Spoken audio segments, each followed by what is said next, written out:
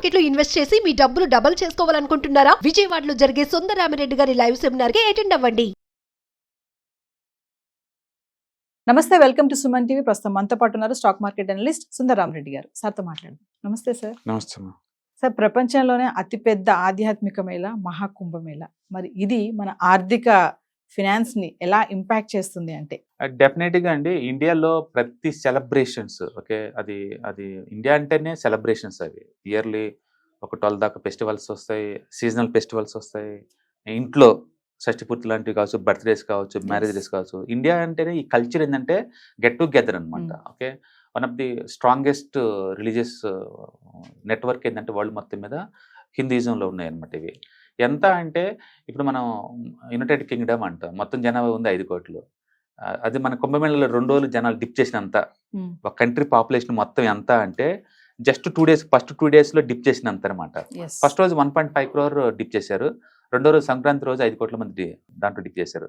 అంటే total United Kingdom జనాభా అంతా 2 daysలోనికి మొత్తం ఈ 45 days కల్లా మొత్తం శివరాత్రి వరకు కూడా ఆల్మోస్ట్ 40 కోట్ల మంది వస్తారని చెప్పేసి నడుస్తుంది అనమాట ఇక్కడ. ఓకే, ఈచ్ పర్సన్ 5,000 రూపాయలు ఖర్చు పెట్టిన రావడానికి పోవడానికి. సపోజ్ మనం ఇప్పటి నుంచి బయలుదేరాలనుకోండి, రాను పోను టూరింగ్ గైడ్స్ కి అక్కడ స్టేయింగ్ కి మొత్తం ఖర్చు చూసాం అనుకోండి, మినిమం 5,000 నుంచి 10,000 అవుతుంది ఈచ్ పర్సన్ కి. 5,000 లెక్కేసుకున్నా సరే 5,000 ఇంటూ 40 కోట్లు అండి. ఓకే, 10,000 వేసాం అనుకోండి, 10 ఇంటూ 4 కోట్లు. మొత్తం మీద 2 లక్షల కోట్లు రెవెన్యూ జనరేట్ చేసేదని చెప్పేసి ఎస్టిమేషన్ ఉండే. 2 లక్షల కోట్లు అంటే ఈ సంవత్సరం ఒక జీడిపి గ్రోత్ 1% ఒక ఈ కుంభమేళ నుంచి యాడ్ అవుద్ది. ఇందులో గవర్నమెంట్ కి వచ్చే రెవెన్యూ ఒకటే ఆల్మోస్ట్ 35,000 కోట్లు వస్తుంది గవర్నమెంట్ ఇన్కమ్. గవర్నమెంట్ కి వచ్చే ఇన్కమే అది. వాళ్ళు ఖర్చు పెట్టింది 7,500 కోట్లు అండి. ఈ కుంభమేళ కోసం ఖర్చు పెట్టింది 7,500 కోట్లు.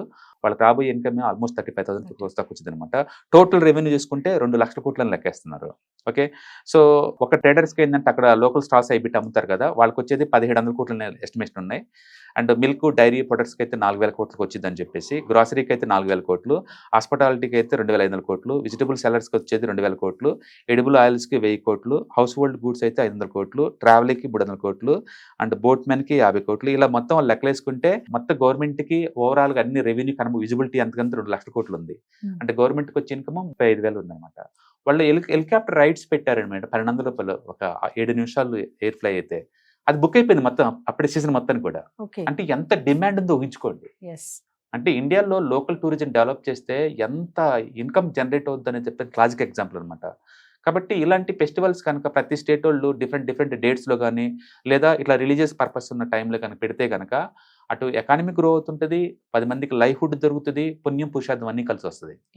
అండ్ ఈసారి వచ్చే మహాకుంభకళ్ళకి ఒక ప్రత్యేకత ఏంటంటే ఇది అండ్ ఆల్మోస్ట్ 144 years ఒకసారి వచ్చేది. ఇది రెగ్యులర్గా వచ్చేది కాదు. సో న్యాచురల్గా ఎక్కువ మంది పిలిగ్రిమ్స్ వస్తారు. 21 సంవత్సరాల్లో 6 సార్లు జరిగినట్టుంది సార్. అంటే ఎవ్రీ 12 years ఒకసారి వస్తూనే ఉంటే, బట్ వాటితో పోల్చుకుంటే ఇది మహాకుంభమేళ అనమాట. ఇలాంటి చాలా రేరు. అంటే 144 years ఏమో ఒకసారి వస్తుంది. మరి ఎక్కువగా ఏ రంగాలు లాభపడతాయంటే సార్ ఇలాంటి టైంలో? టూరిజం అండి. టూరిజం బాగా డెవలప్ అవుతుంది. ట్రాన్స్పోర్టేషన్ కి ఇప్పుడు ఫ్లైట్ చార్జెస్ అయితే మామూలు దాంతో పోల్చుకుంటే 3 times ఎక్కువ తీసుకుంటున్నారండి దీనివల్ల. అంటే అండ్ హోటల్స్ అయితే ఇంక చెప్పలేము, అన్ని మొత్తం ఫుల్ ప్యాక్ అయిపోతాయి హోటల్స్. అండ్ ఎంటర్టైన్మెంట్ అవి మొత్తం ఫుల్ ప్యాక్ అయిపోతాయి అనమాట. మొత్తం ఈ 45 days almost India's biggest, world లోని బిగ్గెస్ట్ ఫెస్టివల్ అది. అసలు మీడియా కవరేజ్ కావచ్చు, టోటల్ ఛానల్ కి కంటెంట్ క్రియేషన్ కావచ్చు, అండ్ అక్కడ లోకల్ గా ఉన్న బిజినెస్ మ్యాన్ కావచ్చు, లైవ్హుడ్ కావచ్చు. ఒక 1 year మోయినంగా వాళ్ళకి ఇన్కమ్ జనరేట్ అవుతుంది అనమాట. ఎంటర్ జీడిపి గ్రోత్ 1% ఇంక్రీజ్ అవుద్ది దీని ద్వారా అంటే ఊహించుకోవచ్చు అనమాట. ఓకే, ఈ మహాకుంభమేళది మెగా వ్యాపారం అంటే ఏమంటారు సార్? అంటే మన బిజినెస్ పరంగా ఒకటి పక్కన పెడితే మన బేసికల్గా హిందూయిజంలో ప్రతి హిందూ కూడా చనిపోయే లోపల కాశీయాత్ర కంపల్సరీగా చేయాలి. ఓకే, అండ్ పుణ్య నదులన్నింటిలో స్నానాలు చేయాలి. ఇప్పుడు ఈ పుణ్యనది టైం వచ్చేసింది కాబట్టి అందరూ అక్కడ చేరతారనమాట. మనీ అనేది ఒక secondary thing. But life philosophy ఏంటంటే ఇప్పుడు తిరుపతికి వెళ్తున్నాము, మనీ లేకపోతే వదిలేసేయండి. మనీ ఉన్నప్పుడు దేవుడి దగ్గరికి వెళ్ళటంలో దాన్ని మనం ఆర్థికంగా చూడకూడదు. దాన్ని వెళ్ళే కెపాసిటీ ఉన్నప్పుడు నేను అంటుంది. మీరు అనొచ్చు ఇంట్లో దండం పెట్టుకున్నా, అక్కడికి వెళ్ళినా దండం పెట్టినా ఒకటే కానొచ్చు. కాదు, ఒకటి కాదు, ఒకటే అవ్వదండి. ఒకటే అయితే ఎంతగా డెవలప్ అవుతుంది సిస్టమ్. ఎంత టెంపుల్స్ ఇలా ఉండవు అనమాట. అక్కడ సంథింగ్ పవర్ ఉంది. It's a piece of mind. దాన్ని మనం మనీతో మెజర్ చేయలేము. You can't measure everything with money అనమాట. సో ఆ పొటెన్షియాలిటీ ఉంది. సో బేసికల్గా ప్రతి ఒక్క హిందూ కూడా ఆపర్చునిటీస్ ఉంటే ఓకే కుంభమేళకి వెళ్ళాలి ఉంటుంది. మన దగ్గర ఎందుకు గోదావరి పుష్కరాలు, కృష్ణా పుష్కరాలు, Yes. అందరూ మునిగొస్తాం, మనకి అవైలబిలిటీ ఉంది కాబట్టి. Yeah. ఇలాగ వీటికి కూడా అవైలబిలిటీ కనుక్కుంటే మనం చేసుకోవచ్చు అనమాట. అంటే ప్రతి మతంలో కూడా పాపాన్ని కడుక్కునే ఒక మార్గం అంటే ఒకటి ఉంటుంది. అది క్రిస్టియన్ దగ్గర కొవ్వొత్తి వెలిగించి ప్రే చేయటం అయి ఉండొచ్చు, లేదా హజ్ యాత్ర ముస్లిమ్స్ కావచ్చు, హిందూస్కి ఇలాంటివి కావచ్చు. ప్రతి Yes. మతంలో అది ఉంటుంది అనమాట. అండ్ మనం ఎప్పుడైనా మన గ్రోత్ని ఒక మనీ వైజ్ ఒక్కటే కాదు, ఒక రిలీజియస్గా గ్రో అవుతున్నాం లేదా, ఎకనామికల్గా గ్రో అవుతున్నాం లేదా, ఎడ్యుకేషనల్ వైజ్ గ్రో అవుతున్నాం లేదా, నెట్వర్క్ వైజ్ గ్రో Yes. అవుతున్నాం లేదా, అంటే ఫ్రెండ్షిప్ వైజ్ మన నెట్వర్క్ అనమాట, పర్సనల్ నెట్వర్క్ పెరుగుతున్నా లేదా, ఇట్లా అన్ని ఓవరాల్గా కాంప్రహెన్సివ్ గ్రోత్ ఉండాలి తప్ప ఒక వేలో ఉండకూడదు అనమాట. కాబట్టి కుంభమేళల్లో ఎస్, అటు ఆర్థికంగా ఆ ఏరియా డెవలప్ అవుతుంది, కుంభమేళ జరుగుతున్న ఏరియా. అండ్ రిలీజియస్ పరంగా పరంగా. ఎంటైర్ ఇండియన్ షేక్ చేస్తుంది, మొత్తం యూనిటీ పట్టుకొస్తుంది హిందూస్ మొత్తాన్ని. అండ్ కొన్ని కోట్ల మంది గెట్ టుగెదర్ కన్జెషన్ అనమాట. One of the specular event అండి, అందులో డౌట్ లేదు. And will proud for being అది. సో ఏదేమైనా మహాకుంభమేళ మన ఆర్థిక పరిస్థితిని బాగానే లాభపరుస్తుంది. ప్రతిదీ, ఈవెన్ అయోధ్య టెంపుల్ అప్పుడు ఇనాగ్రేషన్ అది కూడా చాలా పెద్ద రెవెన్యూ జనరేట్ చేసింది లోకల్ వాళ్ళకి. Yes. అండ్ ఈవెన్ మ్యారేజెస్ కూడా, సింపుల్ మ్యారేజ్ కూడా ఇవాళ రేపు 20-30 లక్షలు ఖర్చు పెడతారు. దాని ద్వారా టెంట్ సామాన్ వాళ్ళు, ఫ్లవర్స్, వాళ్ళు పండించే రైతులు, కూరగాయలు, and shops, jewellery and hotels, అదొక సిస్టమ్. అది ఆ సిస్టంలో ఎంతమంది అయినా బతకచ్చు అనమాట అది.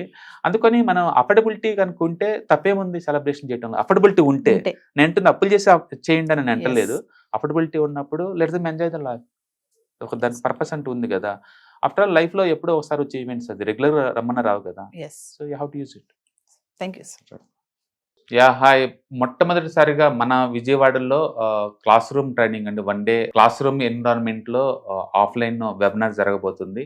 అండ్ ఇంట్రెస్ట్ ఉన్న పార్టిసిపెంట్స్ ఈ కింద స్క్రోల్ అవుతున్న నెంబర్కి రింగ్ చేసుకొని సీట్ బుక్ చేసుకోండి. దీంట్లో ETFs, index funds and mutual funds మీద completely and hand holding experience మీకు ప్రొవైడ్ చేయబడుతుంది. దీని ద్వారా ఏంటంటే మనం ఎసెట్స్ని స్టాక్ మార్కెట్లో ఎలా మేనేజ్ చేసుకోవాలి, ఎలా గ్రో చేసుకోవాలి, ఎలా ప్రొడక్ట్ చేసుకోవాలో అంటే ప్రాక్టికల్గా నేర్చుకుంటారు. అండ్ మీ ఇప్పటి వరకు మనం ఆన్లైన్లోనే మీరు అటెండ్ అవుతున్నారు. ఇక నుంచి మీరు మన విజయవాడ సిటీలోనే అండ్ లైవ్లో క్లాస్ రూమ్ ఎన్విరాన్మెంట్లోనే నేర్చుకునే ఛాన్స్ దొరుకుతుంది. కాబట్టి ఇంట్రెస్ట్ ఉన్న పార్టిసిపెంట్స్ కింద స్క్రోల్ అవుతున్న నెంబర్కి పింగ్ చేసి సీటు రిజర్వ్ చేసుకోండి. Thank you.